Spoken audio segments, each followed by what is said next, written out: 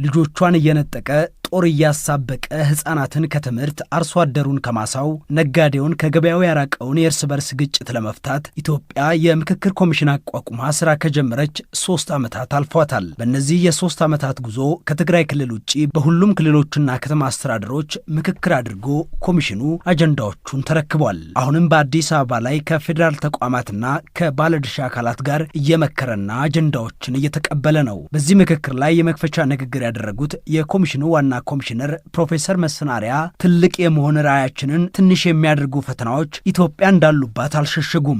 ለነዚህ ፈተናዎች መፈጠር ደግሞ እጅግ መሰረታዊ በሆኑ ጉዳዮች ላይ ጎልተው የሚታዩ አለመግባባቶችና የሐሳብ ልዩነቶች መሆናቸውን ጠቁመዋል። እነዚህ አለመግባባቶች ደግሞ በመቶ ሺዎች የሚቆጠሩ ኢትዮጵያውያን ይሻል ከነበረው ቀያቸው ተፈናቅለው ብርድና ፀሐይ እንዲፈራረቅባቸው የሀገሪቱ ልማት እንዲጠፋ ክብር የሆነው የሰው ልጅ ሕይወት እንዲጠፋና እንዲጎድል ምክንያት መሆኑን ኮሚሽነር ፕሮፌሰር መስፍን አርአያ አስረድተዋል። የሀገራዊ ምክክር ኮሚሽን የኢትዮጵያውያን ህልም የሆነውን ሰላምን ለማስፈን እየሰራ እንዳለ ተናግሮ እነዚህ ችግሮች ግን ያሳስቡኛል ብለዋል። ምንም እንኳ በርካታ የፖለቲካ ፓርቲዎች በሂደቱ እየተሳተፉና በከፍተኛ ሁኔታ እያገዙን ቢሆንም የተወሰኑ ፓርቲዎች በየራሳቸው ምክንያቶች እስካሁን የምክክሩ ሂደት አካል አልሆኑም።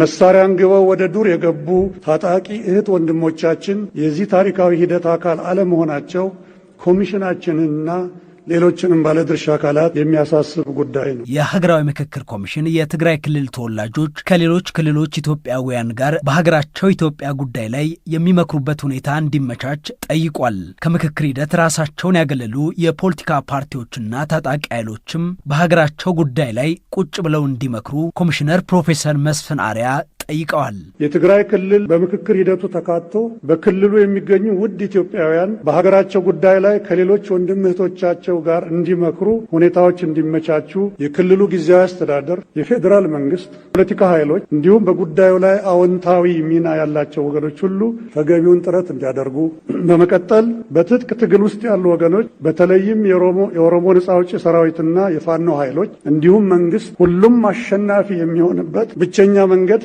ሀገራዊ ምክክር መሆኑን በመገንዘብና ኢትዮጵያውያን ትልቅ ተስፋ ላሳደሩበት የምክክር ሂደት ክብር በመስጠት ወደ ምክክር ለመምጣት የሚችሉትን ሁሉ ጥረት እንዲያደርጉ እጠይቃለሁ።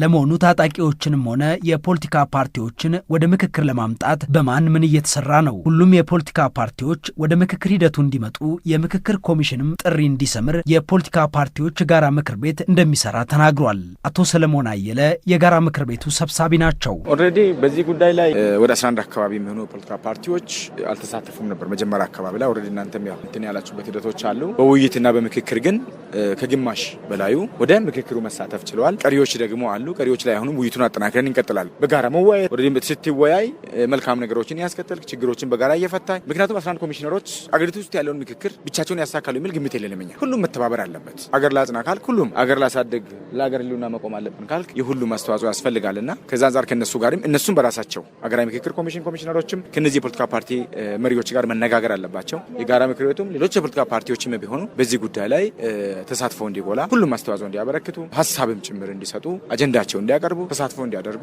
ያው ምክክር ነው አሁንም አጠናክረን መቀጠል ያለብን ብለን ነው የምናምነው። ታጣቂዎች ወደ ምክክር እንዲመጡ በሃይማኖት ተቋማት በኩል ስራዎች መጀመራቸውን ሰምተናል። ኡስታዝ አቡበከር አህመድ የዚህ ሂደት አባል ናቸው። እንደ ሃይማኖት አባቶች የተጀመሩ ስራዎች አሉ። እኔ በዛም ሂደት ውስጥ ተሳታፊ ነኝ። አገራችን ያሉት እንግዲህ ትልቅ እምነቶች የሚባሉት የኢትዮጵያ ኦርቶዶክስም የኢትዮጵያ እስልምና ጉዳይ በተቋምም ደረጃ በፓትርያርኩና በሙፍቲው የሚመራ ሁለቱ የመረጧቸው የወከሏቸው የሃይማኖት አባቶች እና የተለያዩ ባለድርሻ አካላቶችን ይዞ በተለይ በአማራ ክልል ላይ በነበረው የታጣቂው አካል ጋር ለመነጋገር ለመግባባት ችግሮች ወደ ውይይትና ወደ ጠረጴዛ ዙሪያ እንዲመጡ ለማግባባትና ስራ ለመስራት መንግስትንም ይህንንም በትጥቅ ትግል ላይ ያለውንም አካል ወገንንም የመጥራት አካል ስራ ለመስራት የተንቀሳቀሰ የነበረ ሂደት አለ። ያ ሂደት ስቲል ነው አልቆመም። እንቅስቃሴዎች አሉ። ወደ ውይይት መመጣት አለበት። ያ ካልመጣ ምክክሩ ዋጋ ያጣል። ምክንያቱም ትልቁ ችግሮቻችን ያሉበት ቦታ ስለሆነ እነዚህ ወገኖቻችንም እልቂቱም በቃ ሊባል ይገባል። በየትም ቦታ የሚፈሰው ደም የኛ ወንድሞቻችን ደም ነው። የምናጣው ሀገር ነው። የምትከስረው ሀገር ነው። መቼ ነው የምንወያይ? መቼ ነው የምንነጋገር? እነዚህ በትጥቅ ትግል ላይ ያሉትንም